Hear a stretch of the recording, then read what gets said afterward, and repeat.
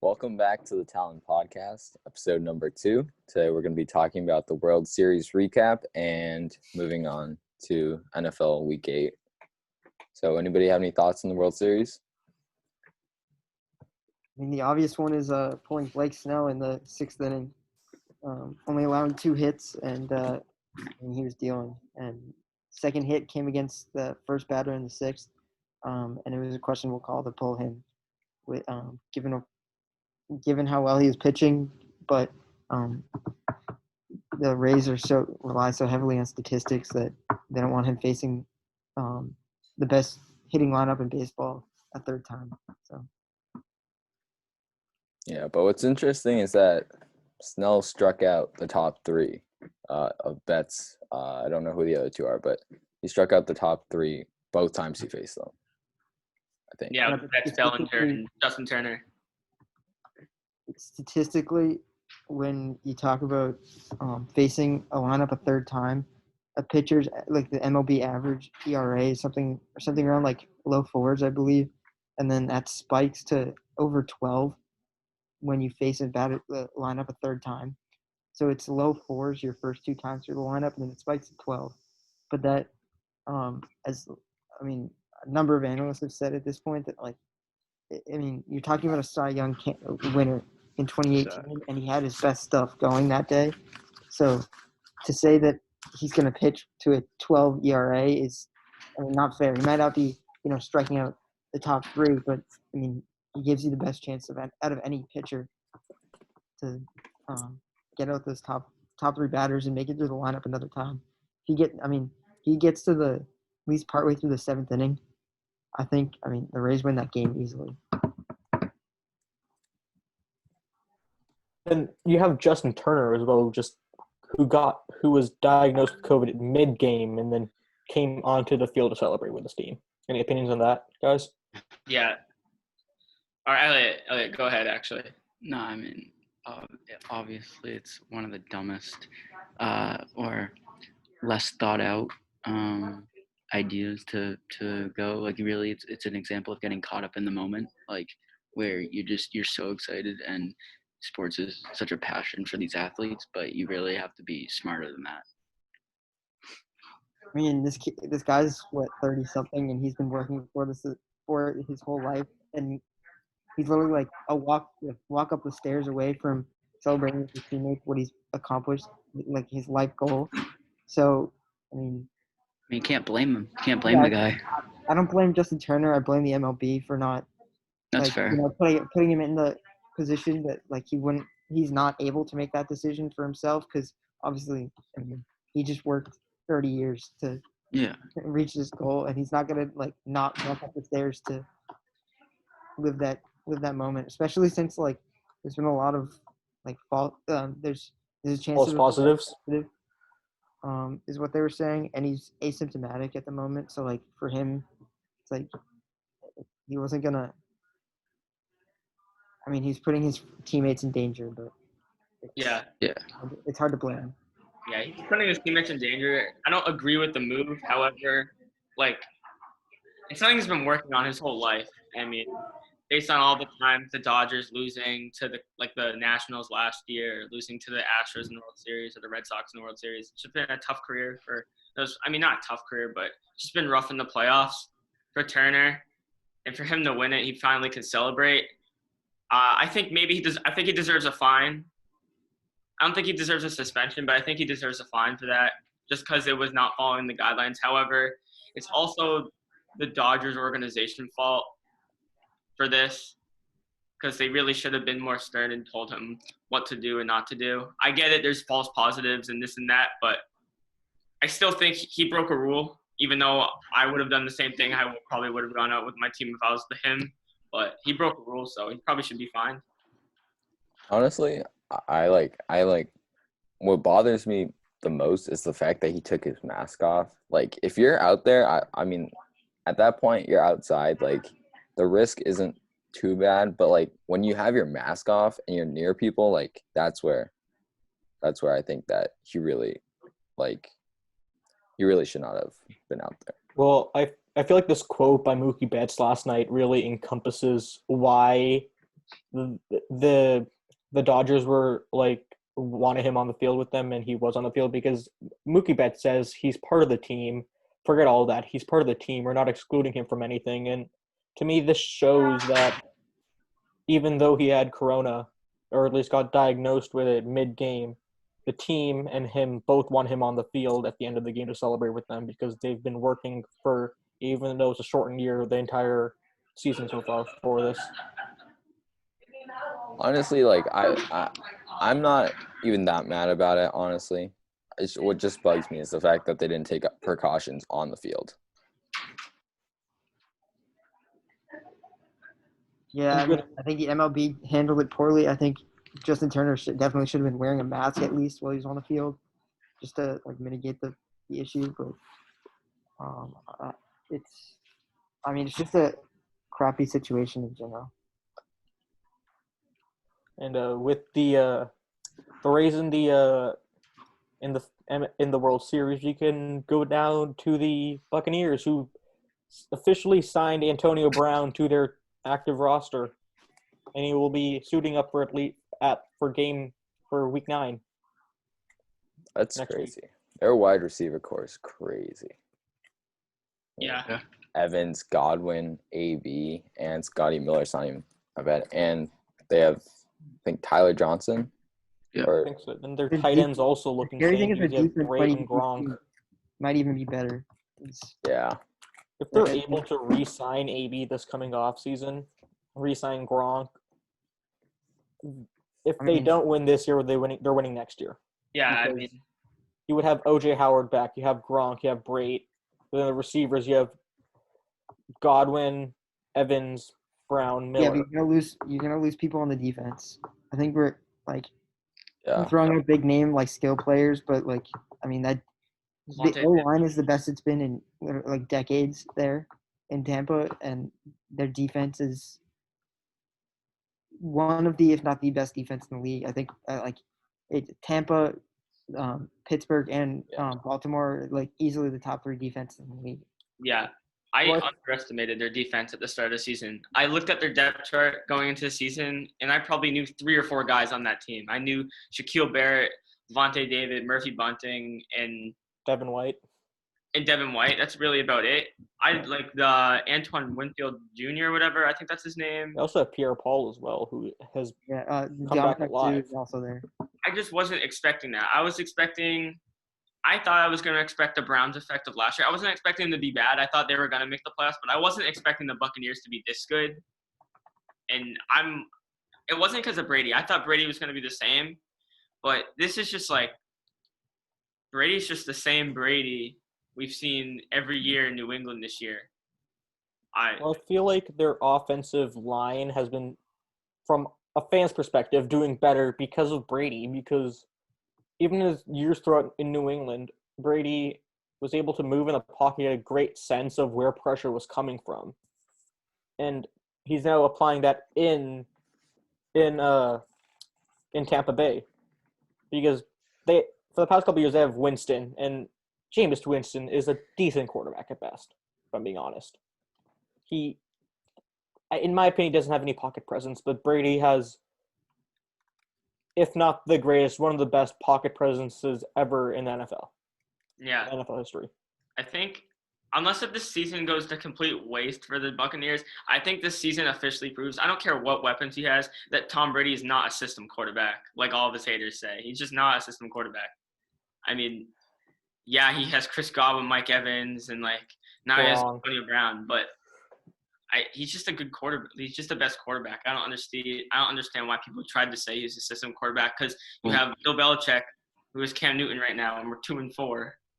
It just kind of proves that it's not all system. The term system quarterback really doesn't mean anything, because quarterbacks can play in any system, really. It's just in some systems they excel more than others. So when you say system quarterbacks, not really something to feel ashamed about, because anybody plays better when they have in a certain situation. Think about it.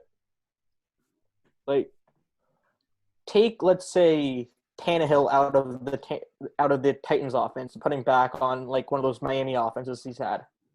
the reason he's doing good in Tennessee is because he's able to incorporate the play action game because of their strong run heavy offense with Derrick Henry. He never had that in Miami. So a quarterback can excel anywhere, but mostly excels in certain situations where their strengths are overshadow their weaknesses, if you think about it. Yeah, so I'm looking at the O-line rankings amongst NFL teams, and Tampa Bay is ranked number 1 by a long shot. Their power ranking is, or their power success, I'm not sure exactly what that means, is 93%. But and the next closest is 88, which is actually New England. But like in every stat except for running back yards per carry, which they're still in the top 10. They finished top 2 in every category. I mean, that O line is just dominant this year, and I think it was a decent O line before, but I think Brady just gets the ball out of his hands so quickly. It just makes the lives of that O line so much easier. I mean, Brady never really had like the terrible O line in New England, except for I think it was the year they lost to the Broncos in the AFC Championship. That was the year that Scarnecchia retired for that one season. Yeah, exactly. And like, I mean, they were always well coached on the O line, except for that one year where Brady was just getting killed. But might be one of the better O lines he's had since 07 when they went undefeated. So, I mean, I could easily see them winning out the rest of the year. Maybe taking another loss, but like 13-3, 14-2 is well within the reach of the Buccaneers. Yeah. So looks like Gardner Minshew's been injured for a couple of weeks now. He seems to have a thumb fracture and a torn ligament in his thumb. So what do you guys take on this? So the Jacksonville Jaguars done for the rest of the year? The Jaguars are a mess. The organization, no one likes the owners, no one likes the GM, no one likes the coaches. It's just like it was obvious. You saw Ngakoue leave. You saw Fournette leave. You saw there's definitely more people. They traded away Calais Campbell and all Ramsey. these guys left. I don't know what the answer is. I don't know. You could say, oh, they're tanking for Trevor Lawrence, but the question is, do they really need a quarterback? Because I think they do. I think people just overrate. I think Gardner Minshew might be the most overrated quarterback. He's nothing special, but I think he's super overrated, or just not overrated, overhyped. I think it's more of his commercial value if we think about it. He just has a lot of marketing value, just his style, like just the way he brings himself across. But he's just overhyped because of that. He was nothing special in his games last year where he led the Jaguars to a couple wins. He still did nothing special. He was just overhyped. I think the marketability is short term for Gardner Minshew, and I think he's going to be a great backup quarterback for a long time.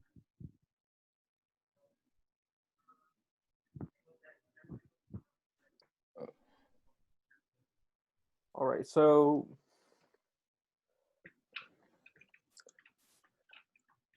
Titans-Steelers last week.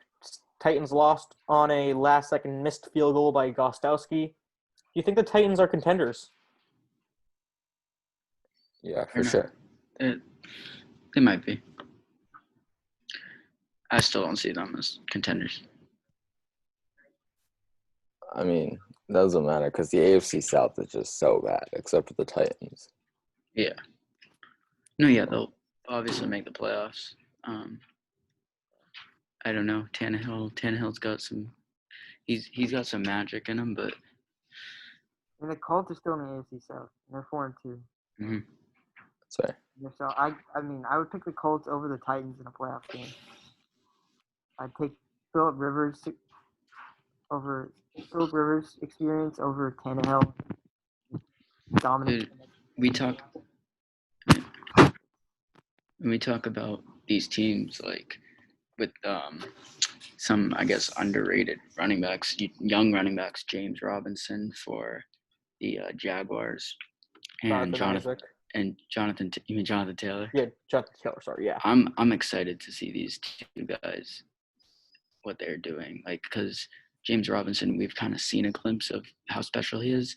Taylor has more hype around him because he was a high draft pick. We really haven't seen Taylor have that breakout game yet, but he's going to be something special. He's still splitting carries with Naheem Hines and Marlon Mack. It's so stupid. I mean, he still hasn't adjusted to the system. I think by next year, if we can get him more touches, especially if they don't re-sign. I think Marlon Mack's contract's up after this year. So Marlon Mack's going to be gone. They won't get him. Keep him. yeah, he'll definitely get more touches next year. I think if it was a Titans-Colts matchup, I don't think it would really come down. I think it would really have to come down to the quarterbacks, because the Colts defense is probably top 5 in the league. If you look at all the stats, the Colts defense is ridiculous. Yeah. Titans defense is not top 10, but it's still up there. It's still a solid defense. The Titans just need to work on their third down defense because look at the numbers. Everything else is decent. The third down is horrendous, though. Yeah, that's their big issue. So I think it really will come down to the quarterbacks, because running defense wise, the Colts have it all covered. So Derrick Henry is not going to be the 150-yard runner against the Colts. So Ryan Tannehill has to come in clutch against the Colts when they play later on the season or whenever they play. Yeah, we saw it with the Steelers too. Steelers have a good run defense, and Derrick Henry didn't do much, especially in the first half. Yeah, the Steelers, I think they have the best defense in the league. The NFL.com rankings have Tennessee at 18th for defense. I can scroll to the top real quick. Steelers at 1, Ravens at 2. It just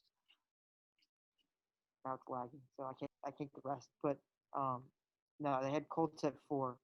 Yeah. Well, the Colts have great defense. Yeah. They control they control the line on both sides of the field. Offensively, they have top 2 or 3 O-line for sure, and they have one of the best defenses. Let's move on to the AFC East, and you got Tua, who's going to have his first NFL start this coming Sunday. What are you guys' opinion on Tua starting and them benching Fitzpatrick? Who are they playing? They are playing. Let me check. The Rams. The Rams. Wait, that I don't know how to feel about that. He has to deal with the best defensive player in the whole league on his first ever start.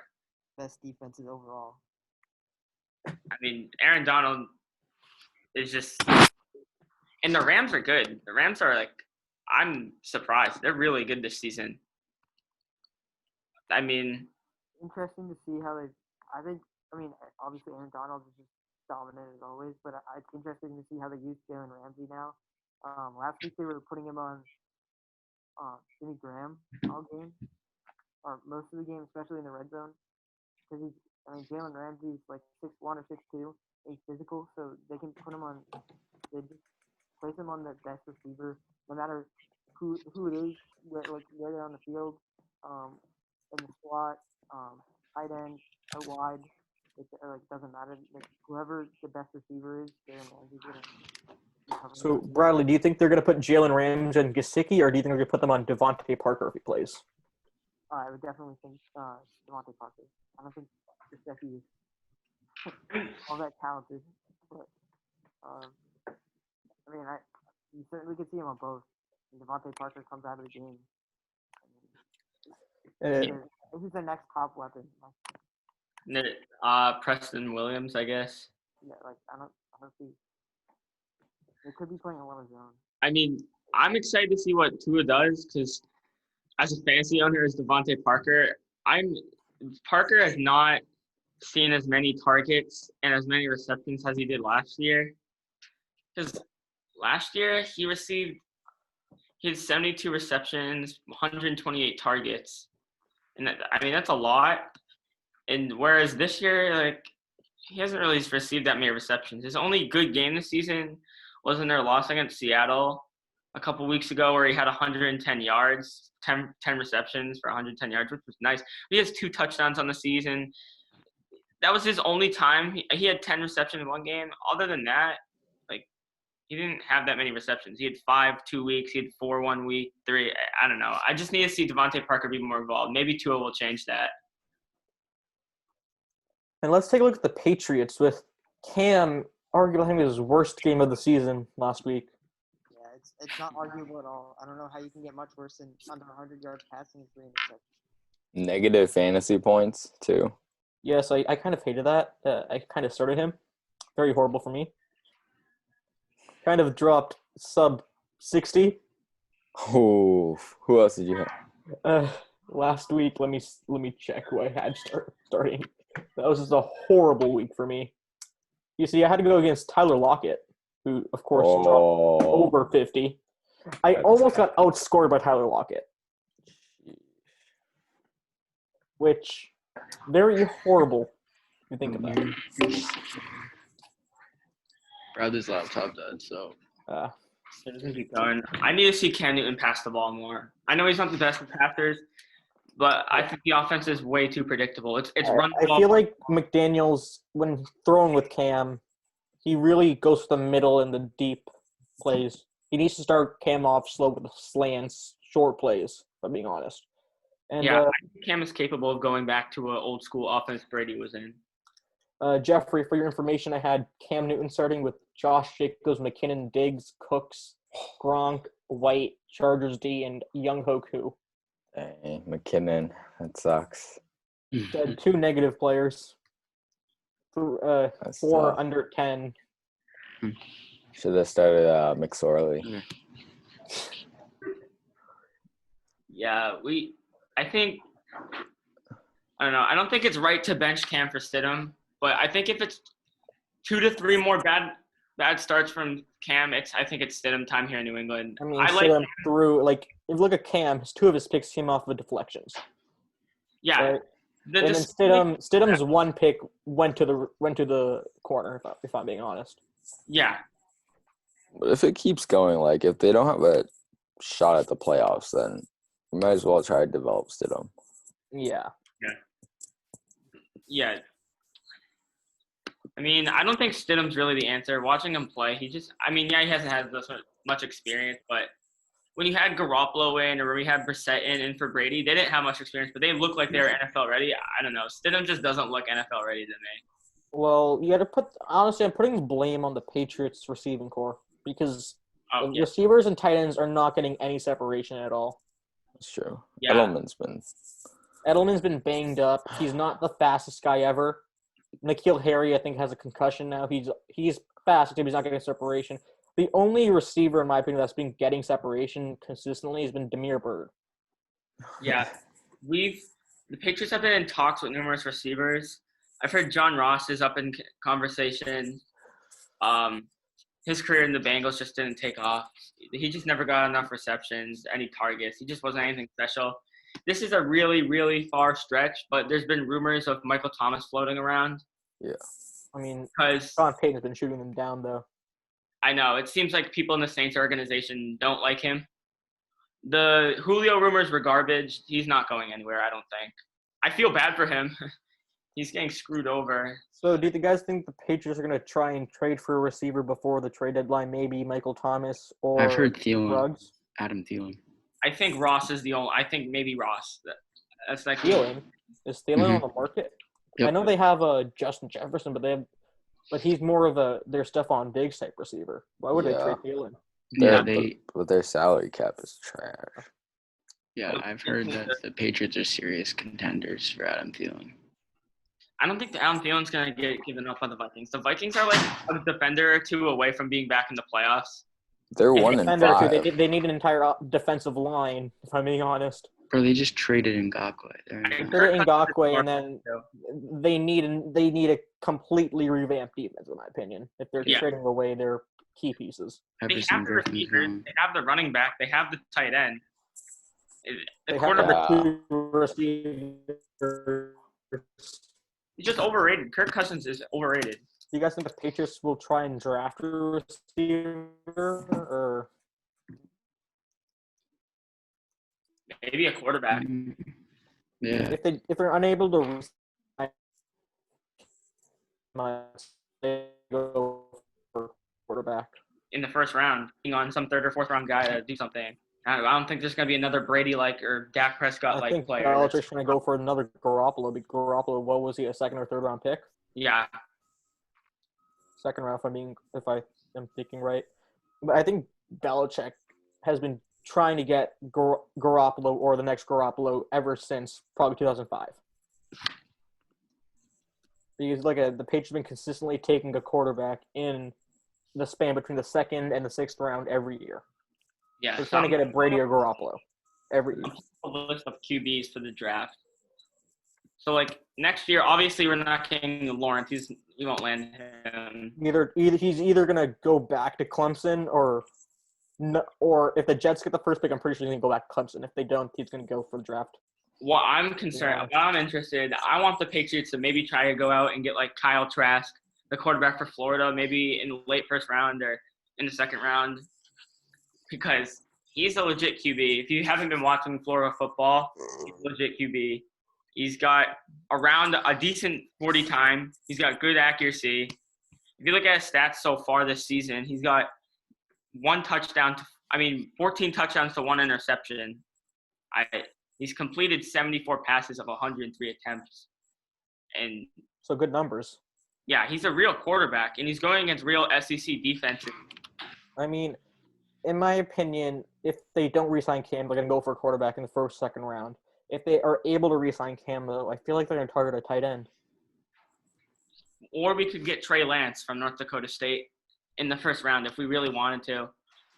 I mean, yeah, he's from a smaller school, but, Carson Wentz was good. This dude's real good. Back in 2019, he completed 192 for 287 with 28 touchdowns to no interceptions. That's legit stats. Even though he threw an interception in his first game this season. What?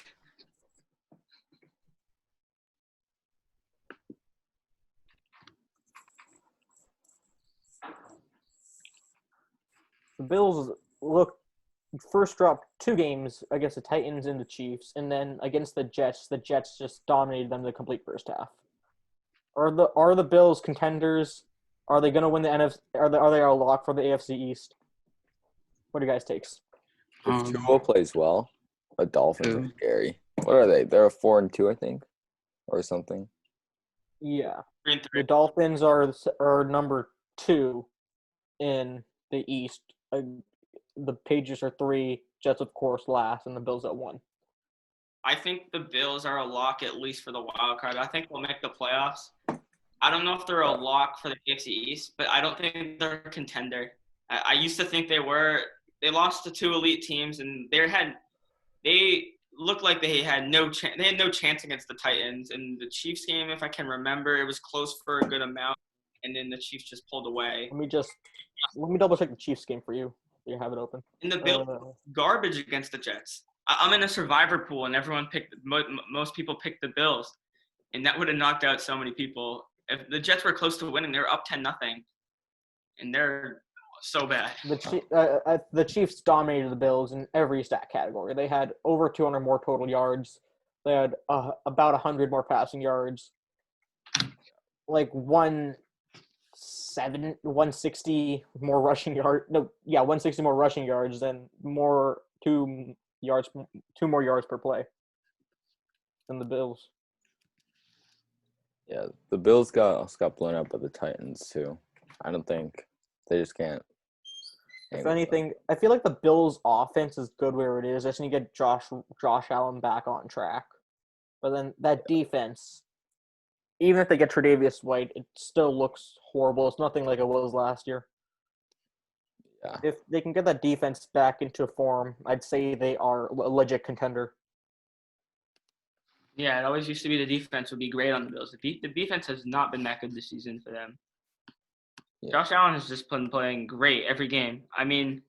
He wasn't very good. He wasn't that good against the Titans or the Chiefs, but he's been good every other game of the season. He was also pretty decent against the Jets. Jerry Hughes seems to be returning to practice for the Bills, so that seems like a good sign for that defense. You have a good defensive end coming on the front back. Yeah.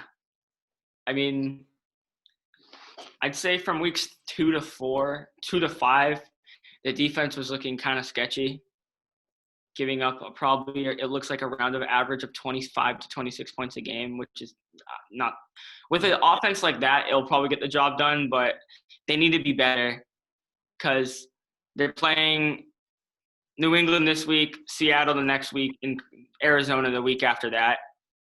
Where are the Bills playing? Oh, yeah, the Bills play New England this week, yeah. And Seattle and Arizona can really, really run up the score. And both of those games are going to be very high scoring because Seattle's defense is horrendous, in my opinion. Horrendous, yeah. Actually, not even sketchy. I Horrendous. mean, they got the guy from the Bengals. Forget who, again. Dunlap. Dunlap, yeah. That may make a little bit of difference, if I'm being honest. Well, the issue with the defense, they never had a defensive line piece this year so far. Dunlap will be an instant, in my opinion, success. The defense is very banged up, though. Yeah. Jamal Adams is out. Jordan Brooks is out. Quentin Dunbar is out. Delano Hill's out.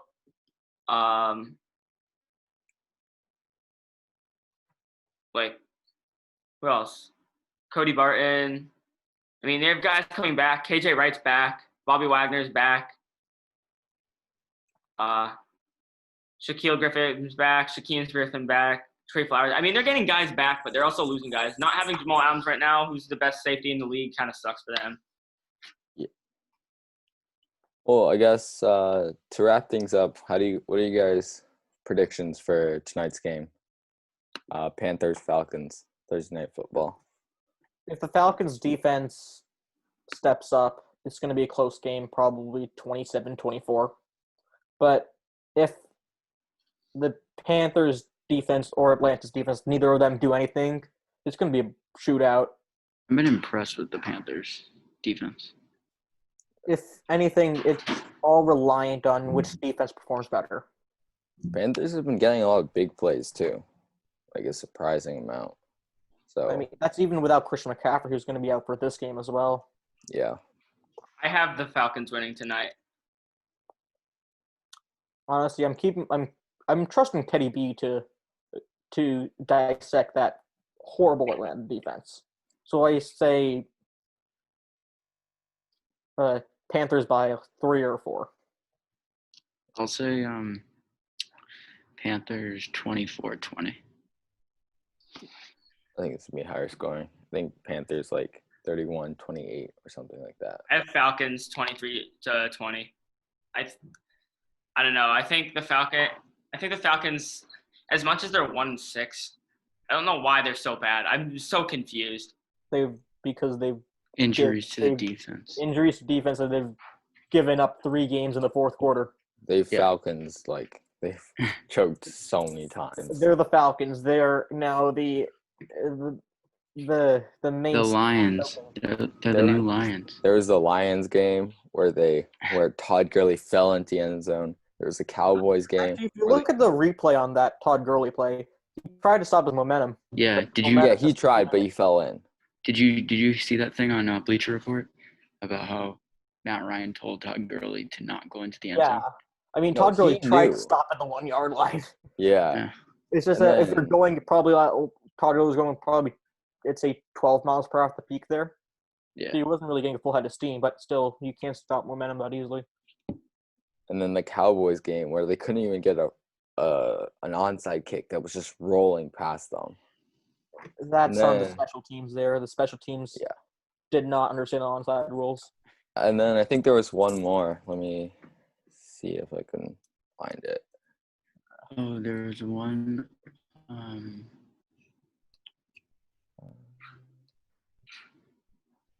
Wasn't it the Bears? Yeah, it was the Bears game where. Yeah, the Bears game where they. How do you let Mitch? Was it Mitchell Trubisky before Foles started? The Bears game was week 3. Yeah. So they were up big. They were up pretty big, and then Nick Foles just came out and lit them up. Yeah, they benched Trubisky. Nick Foles comes in, just torches their defense up. So, I mean, those are 3 really winnable games. Okay, so if the Falcons get a halftime lead, they're going to lose. If they don't, they may win. And then the other games they lost were against the Packers, Seahawks, and Panthers. All three Seahawks teams won are by 13, 38 to yeah. 25 week 1. Falcons lost to the Cowboys by 1, 40 to 39 week 2. Bears 4-point win, 30 to 26. Week 4 Falcons Packers. Packers win by 14, 16 to 30. Week 5 Panthers Falcons. The Panthers won by 7, 23 to 16. Falcons Vikings. Falcons won 40 to 23, but let Justin Jefferson have 2 touchdowns, 100 something yards, and like 10 receptions or something. Lions Falcons. Lions won, of course, by 1 point, and now we come to Falcons Panthers, number 2. Yeah. I mean, they choked away 3 games. 2 games were against really good teams, the Packers, Seahawks, and the Panthers are also up there. So, honestly, the Falcons are just doing what the Falcons do, and that's why they're 1-6.